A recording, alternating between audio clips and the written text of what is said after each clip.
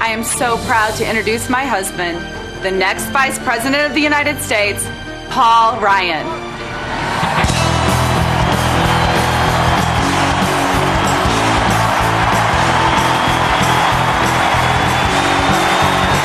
Hello, everybody.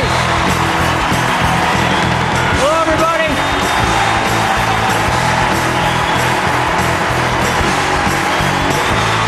Thank you.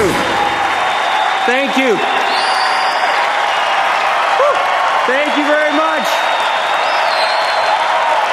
Thank you. Hey, Wisconsin. Thank you.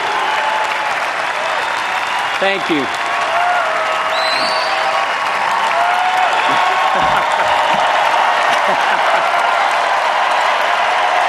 You guys are great. Thanks so much.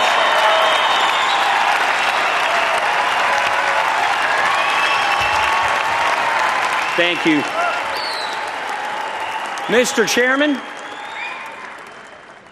Chairman, delegates, and fellow citizens, I am honored by the support of this convention for Vice President of the United States.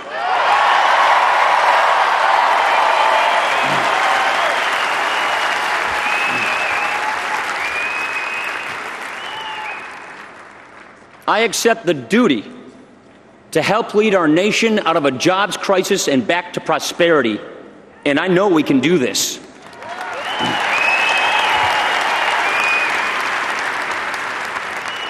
I accept the calling of my generation to give our children the America that was given to us, with opportunity for the young and security for the old. And I know that we are ready. Our nominee is sure ready. His whole life prepared him for this moment, to meet serious challenges in a serious way, without excuses and idle words. After 4 years of getting the runaround, America needs a turnaround, and the man for the job is Governor Mitt Romney.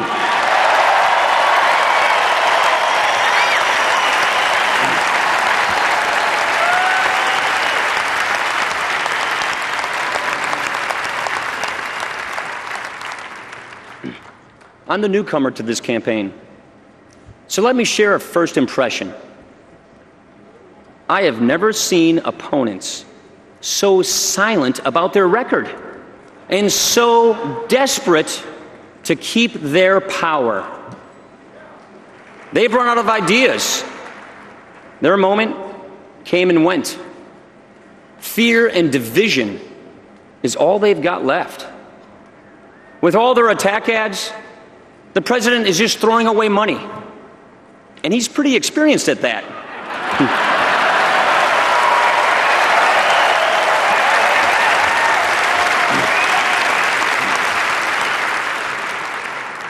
You see, some people can't be dragged down by the usual cheap tactics because their character, ability, and plain decency are so obvious. And ladies and gentlemen, that is Mitt Romney.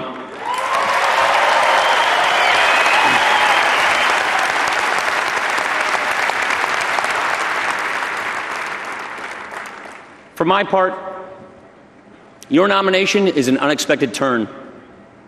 It certainly came as news to my family. And I'd like you to meet them. My best friend and wife, Jana, our daughter, Liza, and our boys, Charlie and Sam.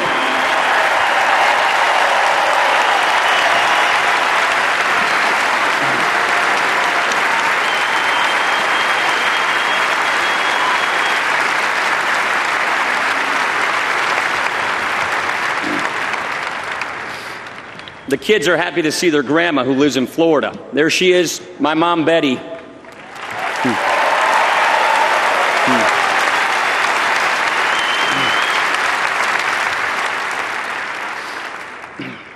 My dad, a small-town lawyer, was also named Paul. Until we lost him when I was 16, he was a gentle presence in my life. I'd like to think he'd be proud of me and my sister and brothers.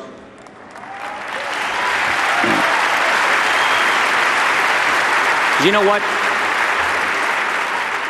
I'm sure proud of him and where I come from, Janesville, Wisconsin.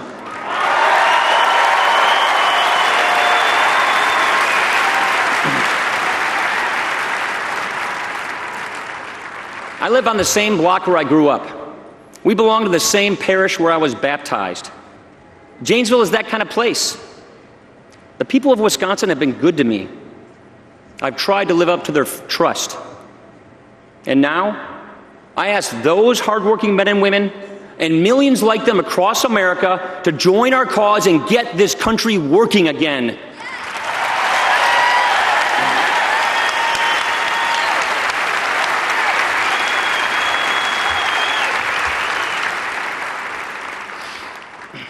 When Governor Romney asked me to join the ticket, I said, let's get this done. And that is exactly what we are going to do.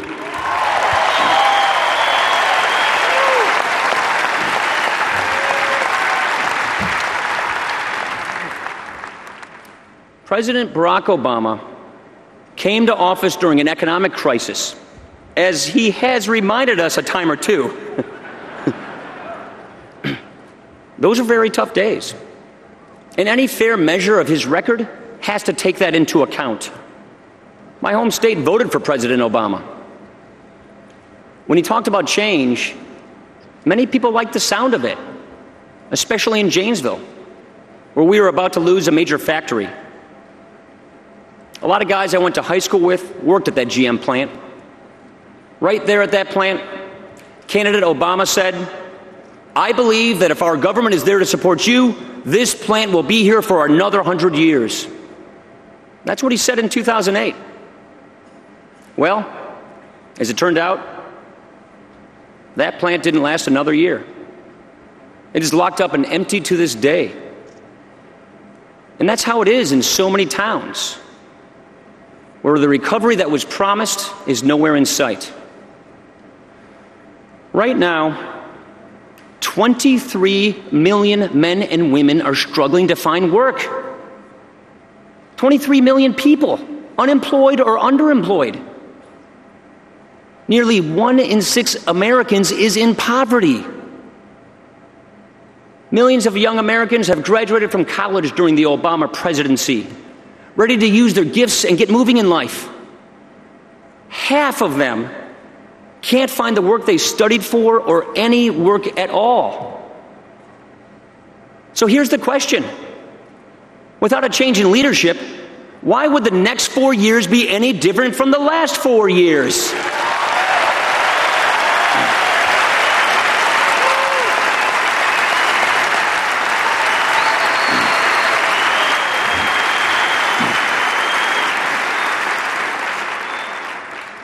The first troubling sign came with the stimulus.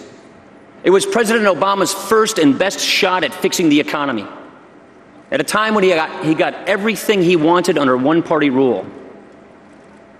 It cost $831 billion, the largest one-time expenditure ever by our federal government.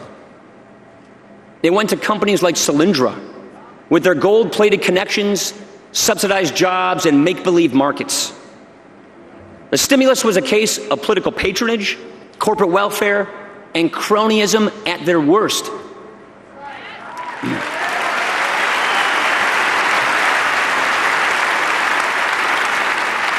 You, the American people of this country, were cut out of the deal.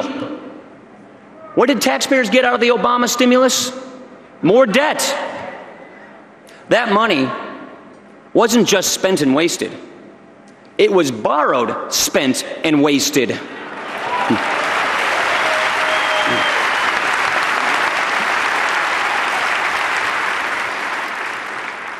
Maybe the greatest waste of all was time. Here we were, faced with a massive job crisis, so deep that if everyone out of work stood in single file, that unemployment line would stretch the length of the entire American continent. You would think that any president, whatever his party, would make job creation and nothing else his first order of economic business.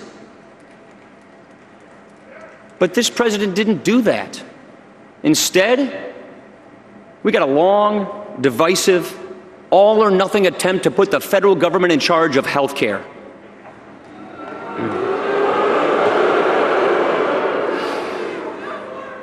Obamacare comes to more than 2,000 pages of rules, mandates, taxes, fees, and fines that have no place in a free country.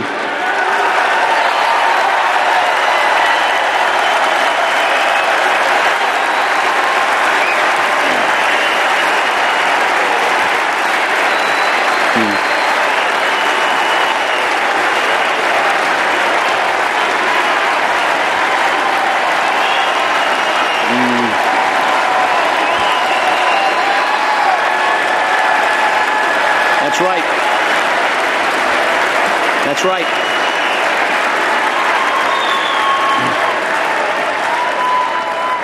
You know what? The president has declared that the debate over government-controlled health care is over. That will come as news to the millions of Americans who will elect Mitt Romney so we can repeal Obamacare.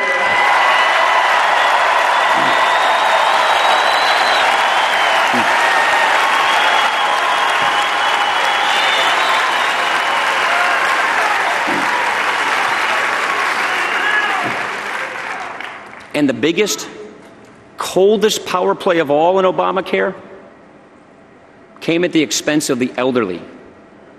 You see, even with all the hidden taxes to pay for the healthcare takeover, even with the new law and new taxes on nearly 1 million small businesses, the planners in Washington still didn't have enough money. They needed more. They needed hundreds of billions more. So they just took it all away from Medicare.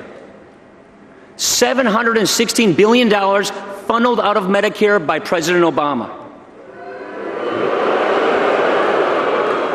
An obligation we have to our parents and grandparents is being sacrificed, all to pay for a new entitlement we didn't even ask for.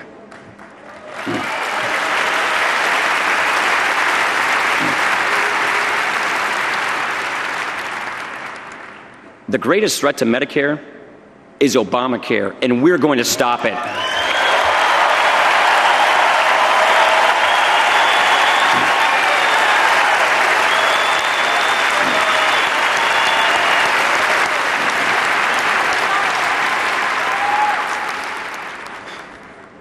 In Congress, when they take out the heavy books and the wall charts about Medicare, my thoughts go back to a house on Garfield Street in Janesville.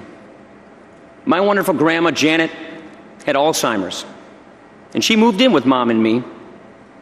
Though she felt lost at times, we did all the little things that made her feel loved. We had help from Medicare, and it was there, just like it's there for my mom today. Medicare is a promise, and we will honor it. A Romney-Ryan administration will protect and strengthen Medicare for my mom's generation, for my generation, and for my kids and yours.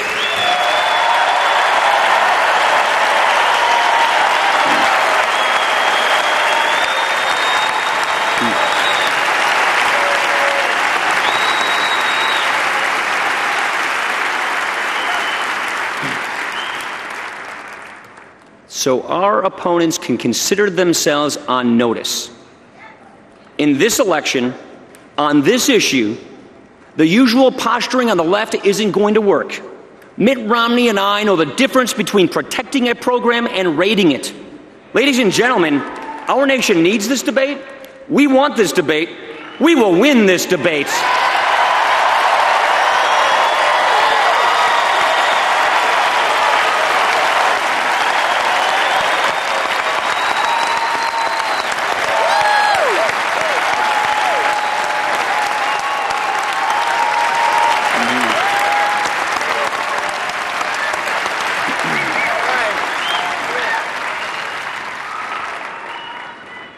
Obamacare, as much as anything else, explains why a presidency that began with such anticipation now comes to such a disappointing close. It began with a financial crisis, It ends with a job crisis. It began with a housing crisis they alone didn't cause. It ends with a housing crisis they didn't correct.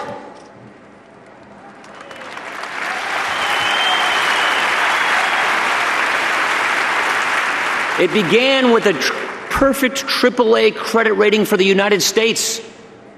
It ends with a downgraded America. It all started off with stirring speeches, Greek columns, the thrill of something new. Now, all that's left is a presidency adrift, surviving on slogans that already seem tired, grasping at a moment that has already passed, like a ship trying to sail on yesterday's wind.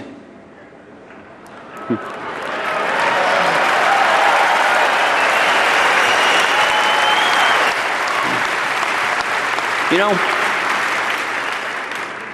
President Obama was asked not long ago to reflect on any mistakes he might have made. He said, "Well, I haven't communicated enough."